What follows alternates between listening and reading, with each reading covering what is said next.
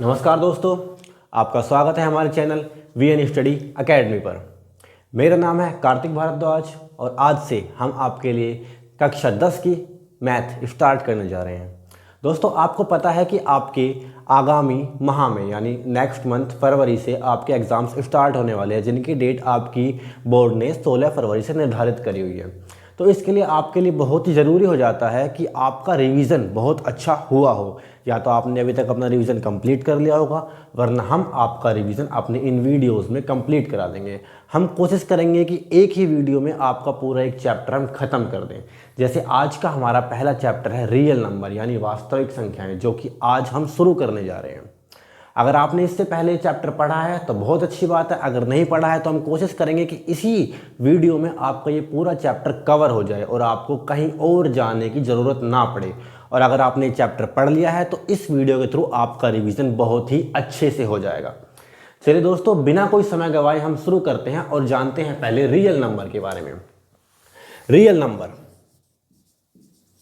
आपके चैप्टर का नाम है रियल नंबर्स, यानी जिसे हम हिंदी में वास्तविक संख्याएं बोलते हैं।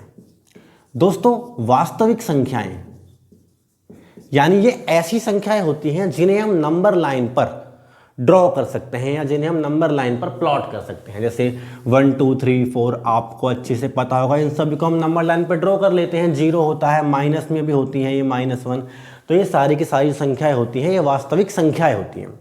अब ये जो वास्तविक संख्याएं होती है ना, ये मुख्यतः दो प्रकार की होती हैं जो आपके सिलेबस में है, जिनमें पहला है रेशनल नंबर और दूसरा इरेशनल नंबर। तो पहला आपका हो जाता है रेशनल नंबर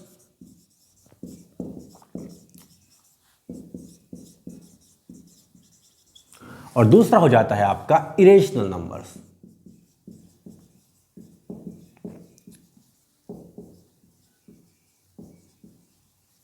रेशनल नंबर को हम हिंदी में परिमेय संख्याएं बोलते हैं। आपको कुछ कुछ पुराना याद आने लगा होगा। और इरेशनल नंबर्स को हम बोलते हैं अपरिमेय संख्याएं।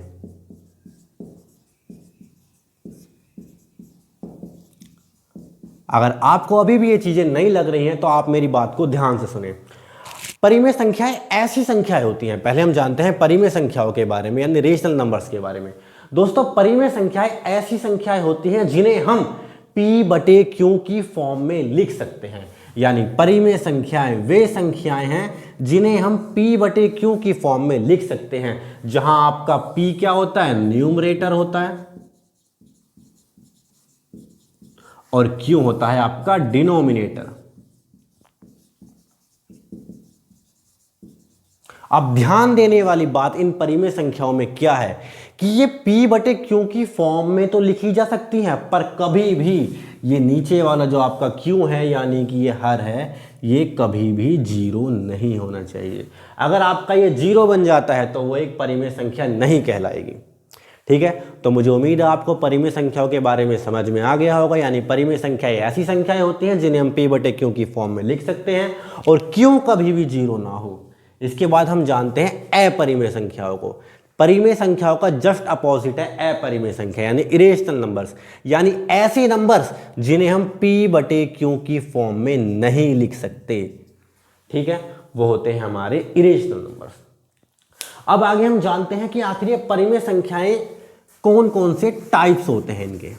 देखिए, परिमेय संख्याओं के अंदर ही आप क्या क्या पढ़ेंगे, पहले हम थोड़ी सी और आपकी प्रीवियस नॉलेज हम अच्छी कर लेते हैं। देखिए, परिमेय संख्याएं ऐसी संख्याएं हैं जो इंटीजर्स से बनी है, इंटीजर्स INT, जिन्हें हम पूर्णांक भी कहते हैं। अब इन पूर्णांकों में आपके नेगेटिव नंबर्स यानी माइनस के, जीरो और पॉजिटिव नंबर, जैसे -1 हो गया, 0 हो गया और +1 हो गया, इससे पहले के भी और इससे बाद के भी, यानी -∞ से लेके +∞ तक के सारे नंबर्स आपके इंटीजर्स में आ जाते हैं। ऐसे ही इंटीजर्स के बाद में फिर इंटीजर्स में आपका आगे आ जाता है होल नंबर।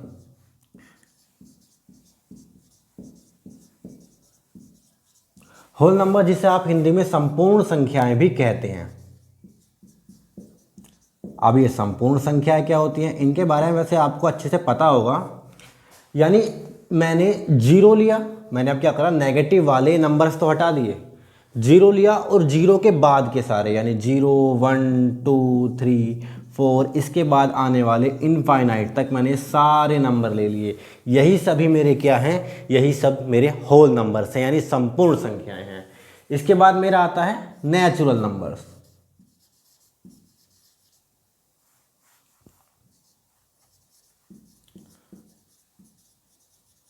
नेचुरल नंबर्स यानी प्राकृतिक संख्याएं।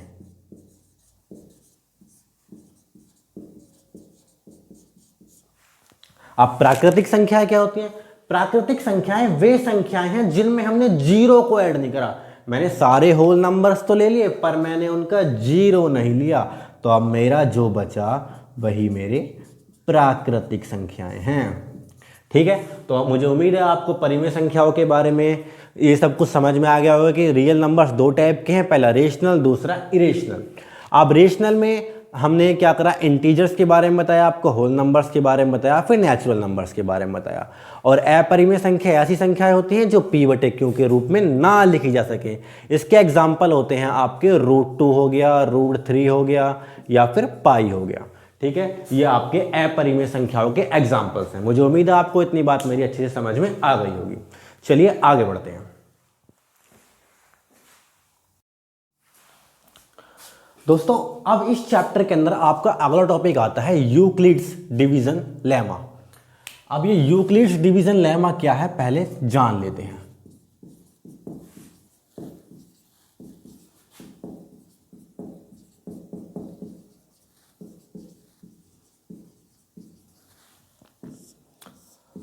दोस्तों आपके पास कोई दो ऐसे नंबर्स हैं, मान लीजिए आपके पास a और b दो नंबर हैं। अब यूक्लिड भैया कहते हैं कि अगर आप a और b को इस तरीके से अरेंज करें कि a = bq + r हो जाए। अब आप कहेंगे bq + r कैसे हो गया? देखिए यहां पर r जो है आपका रिमाइंडर है, अभी मैं आपको इसको क्लियर समझाऊंगा।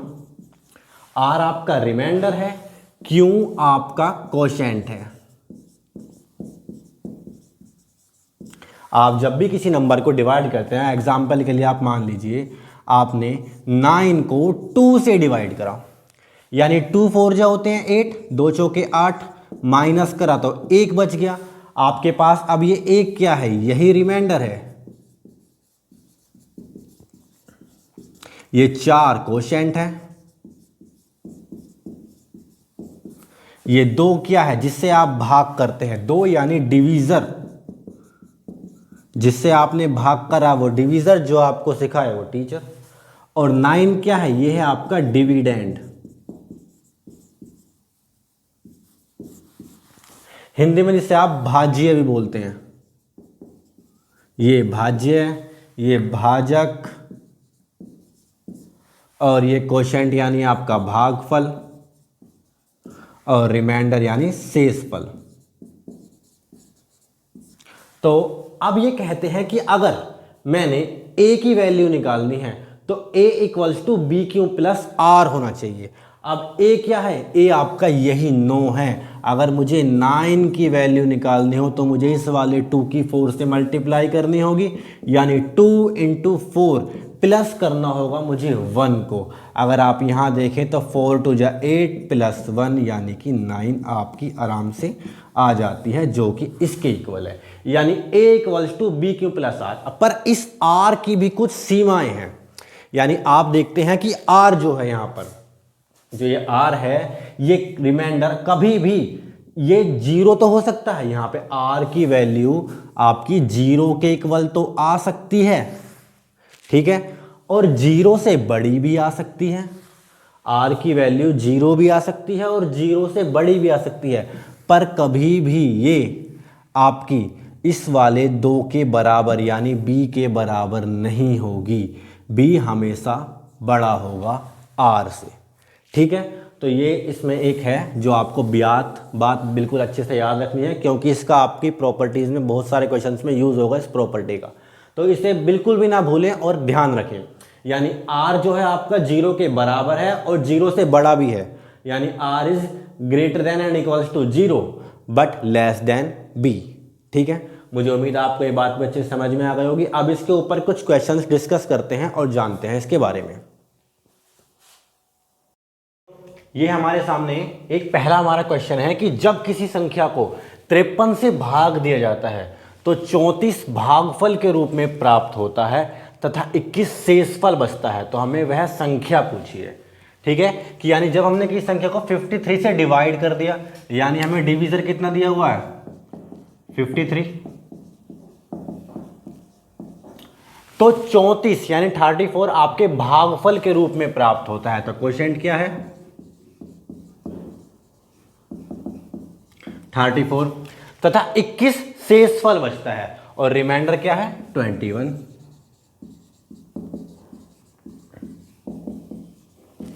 तो हमसे पूछा है कि वो संख्या क्या है, यानी हमसे इसमें डिविडेंड पूछा गया है कि डिविडेंड क्या होगा। अब यूक्लिड्स थ्योरम क्या कहती है, एल्गोरिथम क्या कहता है कि जो आपका डिविडेंड है वो डिवीजर इनटू कोशेंट, वो इक्वल होगा divisor into quotient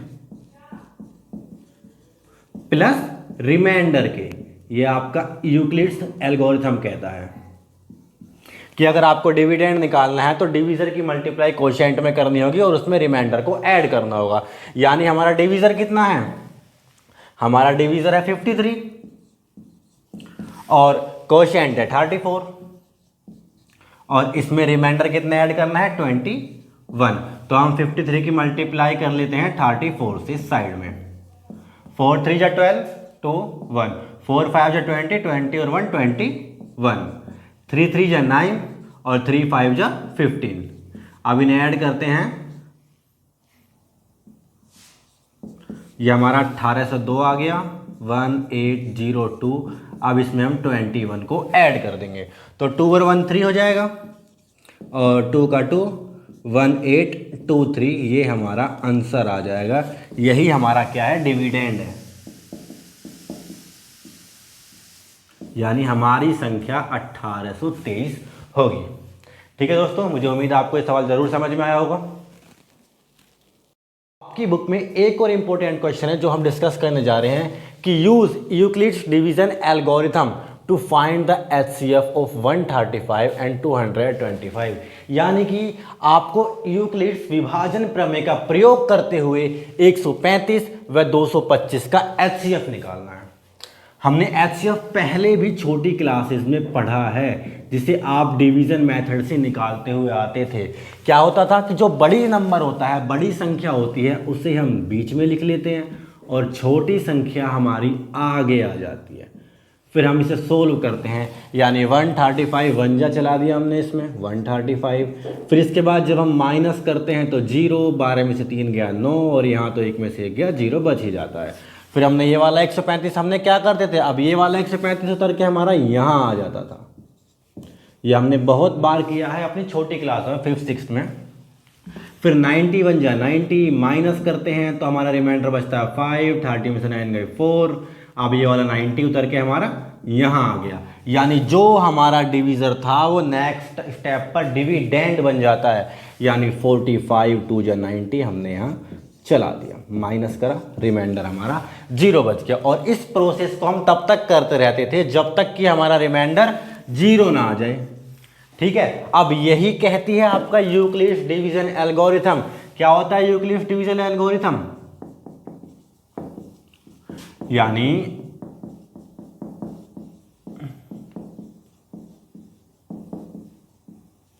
A equals to b q plus r, जहां पर A आपका क्या है 225, A की वैल्यू क्या है 225 और B की वैल्यू है 135। अब कोशेंट और रिमाइंडर आपको इन स्टेप से पता चलेंगे। पहले स्टेप में हमने क्या किया था, 225 को भाग किया था 135 से, यानी हमने 225 की वैल्यू अगर निकालनी हो तो आपको 135 की 1 से मल्टीप्लाई करनी होगी और उसमें रिमाइंडर यानी ये वाले 90 को ऐड करना होगा।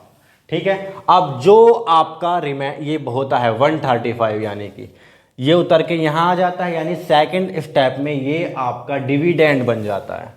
यानी अब 135 तो बन जाएगा डिविडेंड, फिर हमने 90 की मल्टीप्लाई करी थी 1 से, और प्लस कितने करेंगे 45, क्योंकि हमें 135 लाना है, यानी रिमाइंडर।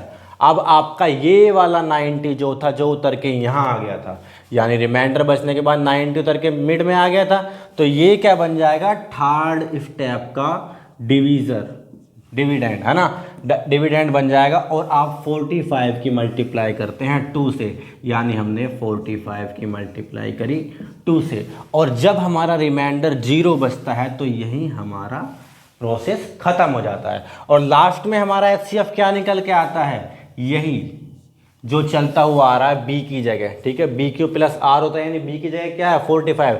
तो एचसीएफ हमारा क्या निकल के आया, किस किस का निकाला था, पहले लिखते हैं 135 और 225 का, 135, 225 क्या निकल के आता है 45। ये हमारा एचसीएफ है। हमें कुछ नहीं करना, हमें अपने यूक्लिड डिवीजन एल्गोरिथम का यूज़ करना है। आप चाहो तो साइड में इसका यूज़ कर सकते हो, दिखा सकते हो आप एग्जाम में, चाहो तो ना भी, ये आपके ऊपर चॉइस है, आप इसे रफ में भी कर सकते हैं। ठीक है दोस्तों आपके सामने एक और क्वेश्चन है, और ये क्वेश्चन जो है आपका प्रूफ वाला क्वेश्चन है, और ऐसा क्वेश्चन आपके बोर्ड एग्जाम में जरूर ही पूछा जाता है, तो आपको ये बहुत ध्यान से समझना है। तो आपका क्वेश्चन है कि so that every positive even integer, यानी जो इवन इंटीजर है, is of the form 2q, and that every positive odd integer is of the form 2q + 1, जहां पर आपका q है एक इंटीजर, यानी कि प्रत्येक धनात्मक सम पूर्णांक तो 2q के रूप का होता है, और प्रत्येक धनात्मक विषम पूर्णांक आपके 2q + 1 के रूप का होता है। दोस्तों यूक्लिड्स थ्योरम क्या कहती है कि a = bq + r होता है, जहां पर आपने माना कि a इज एनी इंटीजर। अब q और r से तो हम थोड़ी देर बाद में ही बात करेंगे। अब ये b क्या है, b हमेशा कोशेंट के साथ मिलता है, यानी q के साथ मिलता है, और सवाल में आपको 2q दिया हुआ है, यहां भी 2q दिया हुआ है, और यहां भी 2q + 1 दिया हुआ है, यही आपकी b की वैल्यू है। तो b की वैल्यू आपको क्या गिवन है, b की वैल्यू आपको 2 है, और ये गिवन है, ठीक है। तो b की वैल्यू आपको 2 मिल गई, और a की वैल्यू तो आपको पता ही है bq + r, ये जो आपका लेमा बोलता है यूक्लिड्स थ्योरम। अब हमें एक बात पता है कि पॉसिबल वैल्यूज ऑफ r, यानी जो r की पॉसिबल वैल्यूज होंगी, अभी हमने थोड़ी देर पहले इस बारे में बात की थी कि r की जो वैल्यूज हैं, r कभी भी 0 के बराबर तो होगा, r 0 के बराबर तो होगा, 0 से बड़ा भी होगा, पर कभी भी वो b से बड़ा नहीं हो सकता। यानी r की वैल्यू आपकी पॉसिबल क्या क्या है, वो 0 तो हो सकती है, r की वैल्यू जो है वो 0 तो हो सकती है, क्योंकि b की वैल्यू 2 है, 1 भी हो सकती है, पर कभी भी 2 नहीं हो सकती, r की वैल्यू 0 और 1 तक ही होंगी। ठीक है, अब r की वैल्यू 0 और 1 को हम पुट करते हैं a की वैल्यू में। a की वैल्यू क्या है हमारे पास, bq + r, जो आपने r की वैल्यू रखी और b की वैल्यू रखी, b = 2 रख दिया और r = 0 और 1 रखा, तो हमारा क्या हो जाएगा 2q + 0, यहां से हमें क्या मिलेगा 2q मिलेगा। ठीक है, और जब हमने r = 1 रखेंगे, at r = 0 and at r = 1, a की वैल्यू हमारी क्या आ जाएगी 2q + r की जगह 1, यानी ये है 2q + 1। अब देखिए q की जगह कुछ भी हो सकता है, 1 2 3 4 5 कुछ भी, because q is some integer. अब जब q की जगह 1 होता, अगर मान लीजिए q की जगह 1 ले लिया मैंने, तो मेरी वैल्यू क्या हो जाएगी 2 × 1 यानी कि 2, और ये 2 क्या है आपके पास, ये a की वैल्यू आपके पास 2 निकल के आएगी, और ये 2 क्या है, ये 2 even है। ठीक है, और यहाँ पे जब भी मैं किसी इवन नंबर में 1 ऐड कर देता हूँ तो क्या आएगा, 2 में अगर मैंने 1 ऐड कर दिया तो मेरे पास 3 आ जाएगा, और 3 क्या होता है, ऑड होता है। और यही बात हमसे कही गई थी प्रूफ करने के लिए कि हमें दिखाना था कि इवन इंटीजर जो है हमेशा 2q की फॉर्म का होगा और ऑड इंटीजर जो है वो 2q प्लस 1 की फॉर्म का होगा। ये बात हमारी प्रूफ हो जाती है। नीचे हम लिख देंगे हैंस प्रूव्ड। चाहे तो आप ये भी लिख सकते हैं so that every integer is of the form 2q और every positive odd integer is form of 2q plus 1। ठीक है दोस्तों, आप बढ़ते हैं अगले क्वेश्चन में। तो इस वीडियो में हम थोड़ा और आगे बढ़ते हैं और जानते हैं पहले एलसीएम, एचसीएफ और इनके एक रिलेशन के बारे में। पहले हम जान लेते हैं कि एलसीएम क्या होता है। एलसीएम यानी lowest common multiple. Lowest common multiple, जिसे आप हिंदी में लघुत्तम समापवर्तक भी बोलते हैं। ऐसे ही एचसीएफ होता है हाईएस्ट कॉमन फैक्टर। ठीक है, आपको एलसीएम और एचसीएफ ये बात आपको पहले से पता भी होंगी, ना भी हो तो कोई दिक्कत वाली बात नहीं, सब चलता है। अब इन दोनों के बीच में एक रिलेशन होता है। हम आपसे कहते हैं किन्हीं भी दो नंबर्स का एलसीएम और एचसीएफ फाइंड करो। हमने कहा किन्हीं भी दो नंबर्स का एलसीएम और एचसीएफ फाइंड करो। आपने एलसीएम और एचसीएफ फाइंड किया किन्हीं भी दो नंबर्स का, किन्हीं भी दो नंबर्स का। अब इनके मिड का जो रिलेशन है वो कहता है कि जब आप इसके एलसीएम और एचसीएफ की आपस में मल्टीप्लाई कर देंगे तो वो इन दोनों नंबर के प्रोडक्ट के बराबर होगी। यानी जो दो नंबर्स आपने लिए थे उनका जो प्रोडक्ट होगा वो उनके एलसीएम और एचसीएफ के प्रोडक्ट के इक्वल होगा। यही आपका एक नया कॉन्सेप्ट है, नया कह लो या पुराना अगर आपने पहले पढ़ रखा हो तो। अब जानते हैं इस कॉन्सेप्ट पर बेस्ड कुछ क्वेश्चन जो आपके एग्जाम्स में पूछे जाते हैं, आपके बोर्ड एग्जाम्स में। ठीक है, तो दोस्तों आपके सामने एक क्वेश्चन है कि if the HCF of 306 and 657 is equals to 9 then LCM of this and this equals to. यानी कि अगर एचसीएफ, इन दो नंबर का एचसीएफ 9 है तो आपको एलसीएम बताना है कि कितना होगा। तो हमारा फॉर्मूला क्या है, हमारा फॉर्मूला है LCM into HCF equals to product of numbers.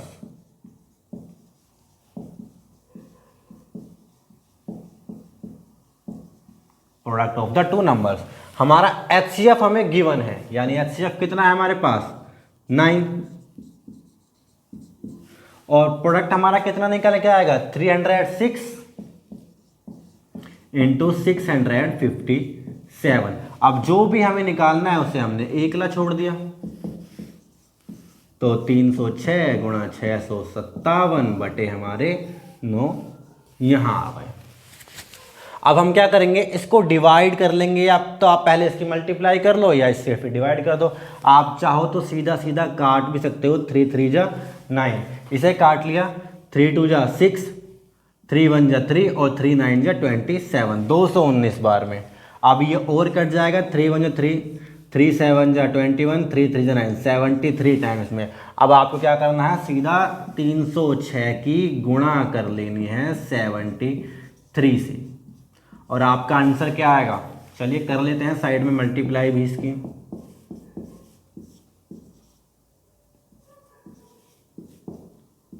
7 6 जा 42 और ये 4 7 3 या 21, 2 3 और 4 का 13 का 3, हासिल को 1 और 1 2, यानी 22,338। ये आपका एलसीएम आ जाएगा। किस किस का एलसीएम आया ये निकल के लिख दीजिए। एलसीएम किस किस का निकाला हमने, 306 और 657 का, क्या आया 22,338। ठीक है दोस्तों, मैं उम्मीद करता हूं आपको ये सवाल भी अच्छे से समझ में आया होगा। दोस्तों इस टॉपिक के अंदर जब हम आगे बढ़ते हैं तो हमारा एक नया टॉपिक आता है कि decimal expansion of rational number, यानी परिमेय संख्याओं का दशमलव प्रकार, यानी जो आपकी परिमेय संख्याएं होती हैं P/Q की फॉर्म में, उनका दशमलव प्रसार कैसा होगा।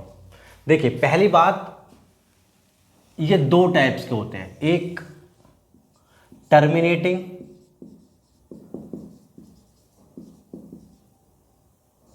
और दूसरा नॉन टर्मिनेटिंग।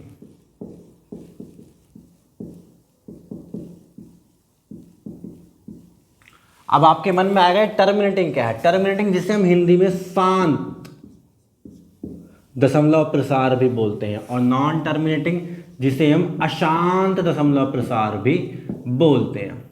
अब ये शांत अशांत है क्या, ई का कह दिया हमने कि नया नया सा शांत अशांत टर्मिनेटिंग नॉन टर्मिनेटिंग क्या हो गया। देखिए जानते हैं पहले हम एग्जाम्पल के थ्रू। जैसे मैंने क्या करा, मैंने आपसे कहा 2 को 2 से डिवाइड कीजिए 9 को, आपने क्या करा 2 4 जा 8 डिवाइड करा, 1 बचा, डेसिमल लगाया 0, 2 5 जा 10। आपने एक बात नोटिस करी कि जब मैंने 9/2 करा मेरे पास 4.5 आ गया, और एक ही डिजिट के बाद काम पूरा हो गया कि 4.5 से मेरा ये कट गया पूरा का पूरा, और रिमाइंडर 0 बच गया। यानी कि कुछ समय चलने के बाद मेरा डेसिमल एक्सपेंशन रुक गया, यानी 4.5 1 2 3 या 4 मैक्सिमम 7 8 तक जाकर ये कभी कभी ज़्यादा भी हो सकता है पर रुक जाता है। तो ऐसों को हम कहते हैं टर्मिनेटिंग, यानी शांत दशमलव प्रसार। पर मेरा अब दूसरी कंडीशन में क्या है, नॉन टर्मिनेटिंग में मैं डिवाइड करे जा रहा हूं पर पूरा मेरा रिमाइंडर 0 नहीं बच पा रहा। या तो मेरा एक ही नंबर बार बार रिपीट होता जा रहा है या अलग अलग नंबर बार बार आ रहे हैं, पर मैं रिमाइंडर 0 लाने में कामयाब नहीं हो रहा। तो ऐसे दशमलव प्रसार को हम बोलते हैं नॉन टर्मिनेटिंग, यानी अशांत दशमलव प्रसार, जहां पेन तो पूरा घिस जाए, कॉपी पूरी भर जाए पर काम बिल्कुल हो ना पाए। जैसे मैंने आपसे कहा 1/3, यानी 1 को डिवाइड करो 3 से, जब आप कोशिश करोगे तो आप खुद पाओगे कि 0.33 ये चलता जा रहा है। या आपने इसी का बड़ा भैया 10/3 को ले लिया तो ये भी ऐसे ही चलता जा रहा है। पर क्या हमारे नॉन टर्मिनेटिंग में इतने ही कहने से बात खत्म हो गई? नहीं, अभी नॉन टर्मिनेटिंग के कुछ टाइप्स भी हैं। पहला है इसका टाइप जो कि है रिपीटिंग,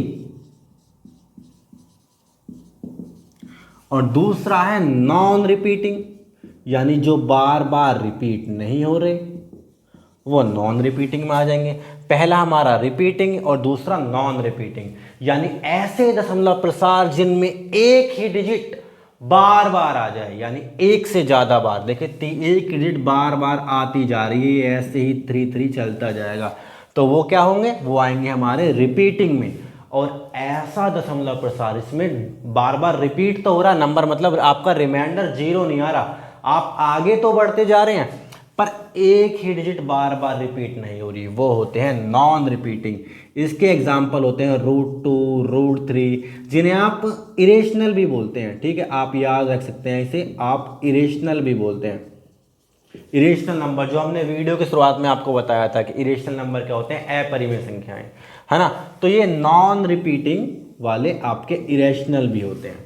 ठीक है, अब इन पर बेस्ड, ये तो हो गया कॉन्सेप्ट, पर इन पर बेस्ड आपके बोर्ड में क्वेश्चंस भी पूछ जाते हैं। तो पहले हम देखते हैं उन क्वेश्चंस के बारे में कि आखिर बोर्ड आपसे कैसे क्वेश्चंस पूछता है।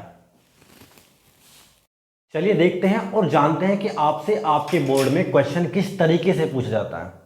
तो आपसे 2019 में क्वेश्चन पूछा गया है कि the rational number which can be expressed as a terminating decimal number will be, यानी इनमें से ऐसे कौन से रेशनल नंबर्स हैं जिन्हें आप टर्मिनेटिंग यानी कि शांत दशमलव प्रसार जिनका आप कर सकते हैं। अब शांत वाले में क्या होता था कि आपने डेसिमल एक्सपेंशन तो उसका करा पर कुछ टाइम के बाद वो जाकर रुक गया, उसका एंड हो गया, वही आपका क्या है, टर्मिनेटिंग है। अब आपने देखा कि यहाँ तो भाई थोड़े बड़े बड़े से हैं, ये तो काफ़ी बड़ा है, अब आपको काम करने में बहुत टाइम लगेगा कि आप डिवाइड करने बैठे, और किसी किसी क्वेश्चन में तो ऐसे कह देगा कि बिना विभाजन करे यानी बिना डिवाइड करे आपको बताना है कि कौन सा है टर्मिनेटिंग और कौन सा नहीं है। अब उसमें आप क्या करेंगे, तो उसके लिए एक छोटा सा कॉन्सेप्ट है। पहले समझते हैं। जैसे अभी थोड़ी देर पहले हमने 9 को 2 से डिवाइड किया था, यानी 9 यहाँ 2 है, 2 4 जा 8, 1 पॉइंट लगाया 0, 2 5 जा 10। यानी जब भी मैं किसी भी नंबर को 2 से डिवाइड कर रहा हूं तो 100% पूरे चांस है कि वो पूरा कट के रिमाइंडर में आपको 0 दे देगा। ऐसे ही इसके अलावा अगर मैं किसी भी नंबर को 5 से डिवाइड करता हूं, चाहे वो ऊपर आपका न्यूमरेटर छोटा हो चाहे बड़ा हो, वो कटने के बाद, डिवाइड करने के बाद 5 2 जा 10, 2 पॉइंट लगाया 0, 5 4 जा 20 और रिमाइंडर यहाँ भी मेरा क्या आ गया 0। यानी पूरे 100% चांस है कि अगर मेरे पास 5 है डिवाइड करने में डिनोमिनेटर में और 2 है तो पूरे चांस है कि मुझे रिमाइंडर 0 मिल जाएगा। और जब भी मुझे रिमाइंडर 0 मिल जाएगा इसका मतलब मेरी डिजिट क्या है, वो टर्मिनेटिंग है। अब टर्मिनेटिंग होने की एक कंडीशन आपको समझ में आ रही होगी कि आपके पास 2 होना जरूरी है और 5 होना जरूरी है। अब ये 2 और 5 कितने भी हो सकते हैं, 2 हो और 5 हो, ये दोनों साथ में भी हो। अगर अकेला 2 भी है तो भी काम चलेगा, अकेला 5 भी है तो भी काम चलेगा, क्योंकि किसी भी अगर नहीं है तो आप 2 की पावर 0 में उसको लिख सकते हो जिसकी वैल्यू 1 होती है, और 1 तो भैया हर जगह मिलेगा।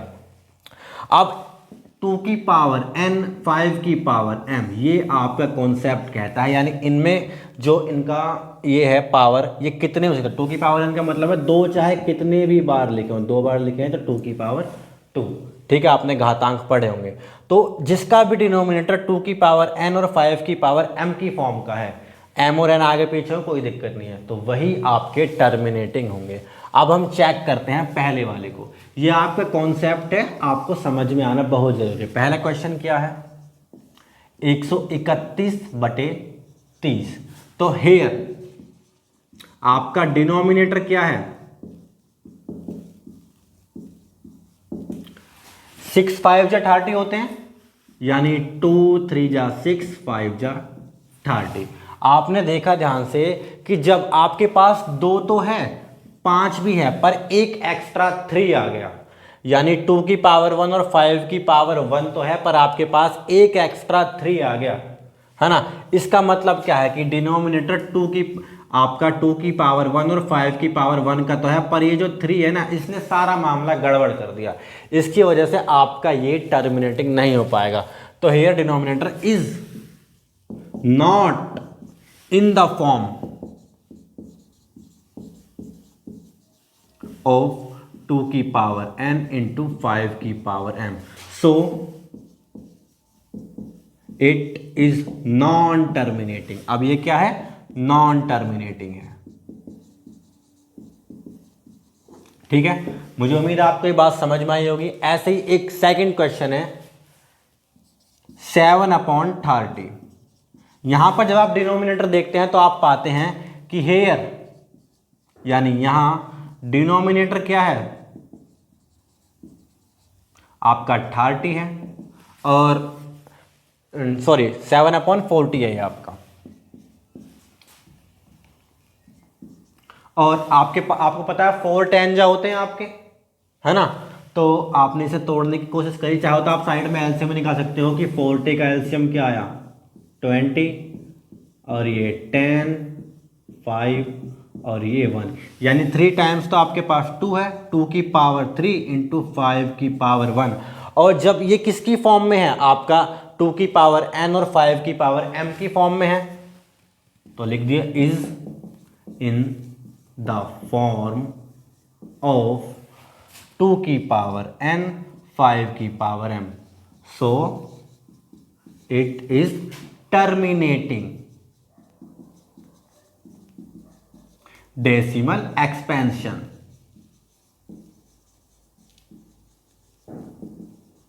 ठीक है, जब ये 2 की पावर n और 5 की पावर m की फॉर्म का मिल गया तो ये हमारा टर्मिनेटिंग डेसिमल एक्सपेंशन हो जाएगा। और ये वाला क्वेश्चन आप खुद भी कर सकते हैं, 625 का एलसीएम निकाल लीजिएगा, ये आपका पूरा 5 से डिविजिबल हो जाएगा, और लास्ट में आप लिख देना 2 की पावर 0 और 5 की पावर जो भी आपकी निकल के आएगी 5 पंजे 25, पंजे 125, पंजे 625, 4 आएगी और ये आप ही किसकी फॉर्म का हो जाएगा, टर्मिनेटिंग हो जाएगा ये वाला भी।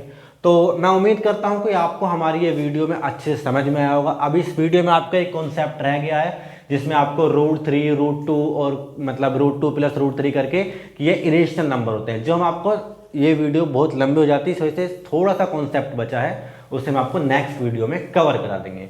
आपको हमारी ये वीडियो अच्छी लगे तो प्लीज़ हमारे चैनल को जरूर सब्सक्राइब करें। ऐसी ही वीडियोस हम आपके लिए रोज़ लाते रहेंगे। धन्यवाद दोस्तों, जय हिंद।